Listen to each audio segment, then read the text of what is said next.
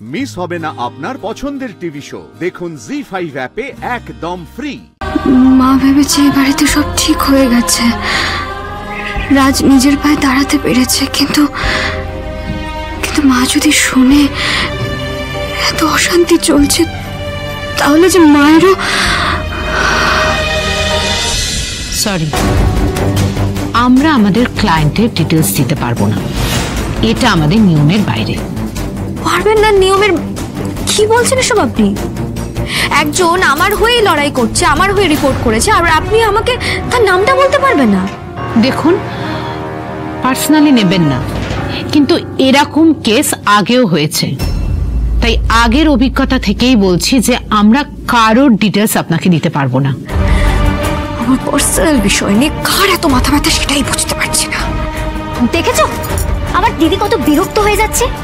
তোমাদের জন্য আমার দিদির সংসারে কত কষ্ট হচ্ছে তোমরা জানো? তাছাড়া তোমরা শুধু আমার দিদিকেই কেন বলে আছো? হ্যাঁ, অন্য কাউকে কেন বলছো না? বলো না, কে করেছে রিপোর্টটা? সরি, সেটা আমরা কিছুতেই বলতে পারবো না। বেশ, তাহলে আপনিও জেনে রাখুন, আমার পক্ষে আর কিছুতেই ওই বাড়িতে থাকা সম্ভব নয়। কেন? নতুন করে আবার কিছু হয়েছে?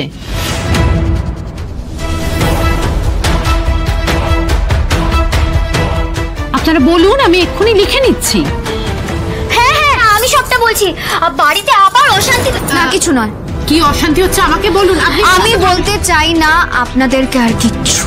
দেখুন, তাহলে আমাদেরও আর কিচ্ছু করার নেই। ওই 15টা দিন আপনাকে ওখানে থাকতেই হবে। আর এর মধ্যে তো 2 দিন চলেই গেল, পড়ে রইল বাকি 13 দিন।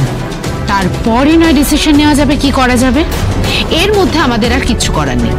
বেশ, তাহলে আমিও আপনাকে জানিয়ে রাখলাম, আমি আর কিছুতেই ওই বাড়িতে থাকবো না।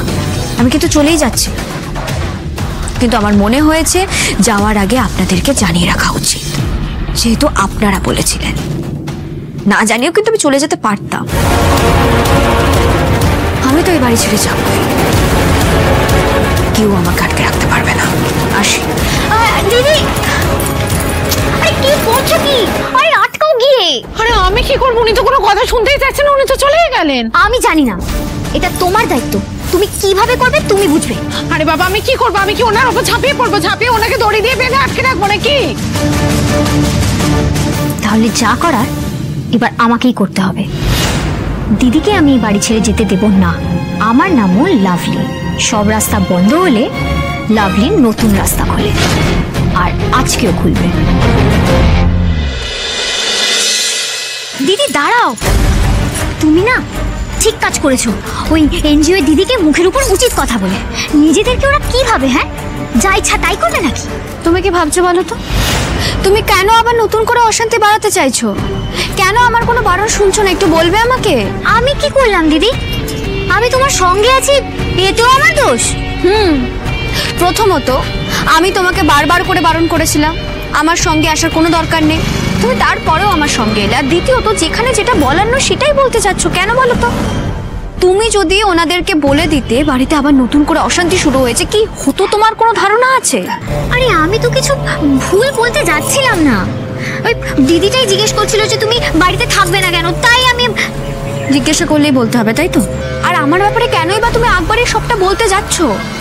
কোনো আইডিয়া নেই তোমার কি হতো যদি ওনারা জানতে পারতেন না আবার নতুন করে বাড়িতে অশান্তি শুরু হয়েছে। কোর্ট, থানা, পুলিশ, কত কিছু হয়ে যেত, কত বড় কাণ্ড ঘটে যেত। বাবারে, এত কিছু হয়ে যেত নাকি? হ্যাঁ, এত কিছু হয়ে যেত। এত বড় ঝামেলা একা হাতে তুমি সামলাতে পারতে তো? দিদি, আমার মনে হয় না তোমার একটা বড়সড় ঝামেলা করা উচিত। মা তোমাকে এমনিতেও দিনের পর দিন আজে বাজে কথা শুনিয়ে চলেছে, আর কত মান সম্মান খোয়াবে তুমি দিদি? সে বিষয়ে তো তোমার ভাবার দরকার নেই। আমার মান সম্মান তো আমি ভাববো। আমি ভাববো, আর 100 বার ভাববো। আর তুমি তো আমার মতো না দিদি, তুমি এত লেখাপড়া করেছো, তোমার এত জ্ঞান আছে, তা সত্ত্বেও তুমি এত কিছু কেন সহ্য করবে? অনেক সময় অনেক কিছু সহ্য করে নিতে হয় লাভলি, তুমি ঠিক একদিন সেটা বুঝতে পারবে। কেন সহ্য করতে হবে? শুধুমাত্র আমরা মেয়ে বলে? লাভলি, অনেক সময় না নিজেদের কষ্টটা সহ্য করলে তাতে অন্যের উপকার হয়। কি যে বলছো? আমরা কি আর আগেকার দিনের মেয়েদের মতো চুপচাপ মুখ বুজে অন্যায় সহ্য করে যাব? আর এই যুগের মেয়েরা সেটা করবেই বা কেন? আর যত তুমি সহ্য করবে তত সবাই তোমাকে পেয়ে বসবে, তত তোমাকে কষ্ট দিতে থাকবে দিদি। দেখো লাভলি, বাঁচার কিছু নিয়ম আছে, আর নিয়ম না মানলে জীবন চলে না। তাই সবসময় নিজেকে প্রমাণ করার কোনো দরকার নেই। না দিদি, আমার মনে হয় তুমি নিজেকে না প্রমাণ করতে পারলে লোকেরা তোমাকেই কথা শোনাবে। আর সেটা অবশ্য আমার মনে হয়, তোমার অন্য কিছু মনে হতেই পারে। আচ্ছা দিদি, তোমার তো বাপের বাড়ি আছে, বাপের বাড়ির লোকজনও আছে, আমারও আছে, কিন্তু আমার জ্বালাটা অন্যরকম। কেন? এই তো বললে তোমার বাপের বাড়ি রয়েছে, তারপরেও কিসের জ্বালা তোমার? আমার বাবার হার্টের ব্যামো, ডাক্তার বলেছে বাবা যদি কোনোভাবে বেশি উত্তেজিত হয়ে যায় খুব কষ্ট পায়, মানে কি যেন বলে, পেটে আসছে মুখে আসছে না, শক শক। বাবা যদি শক পায় তাহলে আর বাবা বাঁচবে না। এই তুমি কি বলছো? এই তো সাংঘাতিক ব্যাপার। এত কঠিন একটা লড়াই করছেন তোমার বাবা। হ্যাঁ, তখন আমি কি বা করবো আর কোথায় বা যাবো দিদি? আমার বাবা বেঁচে আছে বলে এখন অবধি আমার মনের জোর আছে, আর যেদিন থাকবে না সেদিন আমি খুব বিপদে পড়বো দিদি। তখন তো আর কোনো কুল কিনারা খুঁজে পাবো না দিদি। মায়েরও তো হার্টের কন্ডিশন ভালো না। মা ভেবেছে এ বাড়িতে সব ঠিক হয়ে গেছে, রাজ নিজের পায়ে দাঁড়াতে পেরেছে, কিন্তু মা যদি শুনে এত অশান্তি চলছে তাহলে যে মায়েরও। দিদি, তুমি কি ভাবনা চিন্তা করছো? না, কিছু ভাবছি না, চলো। ওই দেখো দিদি, কত রং বিক্রি হচ্ছে গো। ও মা, কত রকমের রং। দিদি, তোমার কাছে টাকা হবে গো? আমি না টাকা আনতে ভুলে গেছি, রং কিনবো। দাও না গো, দাও না। বলছো দাও না? সব মাথা খারাপ হয়ে গেছে নাকি? এখন রং কিনবে? চলো চলো। দিদি দিদি, রং কিনবো, দাও না প্লিজ, দাও না রং কিনবো। ঠিক আছে, দিচ্ছি। বাচ্চাদের মধ্যে একদম ঘ্যান ঘ্যান করবে না।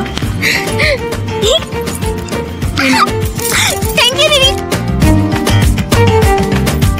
দাদা বলছি, এইটা দেবে, এইটা দেবে, আর ওইটা দেবে। হ্যাঁ, কত করে গো? এত? না না না, একটু কম করো।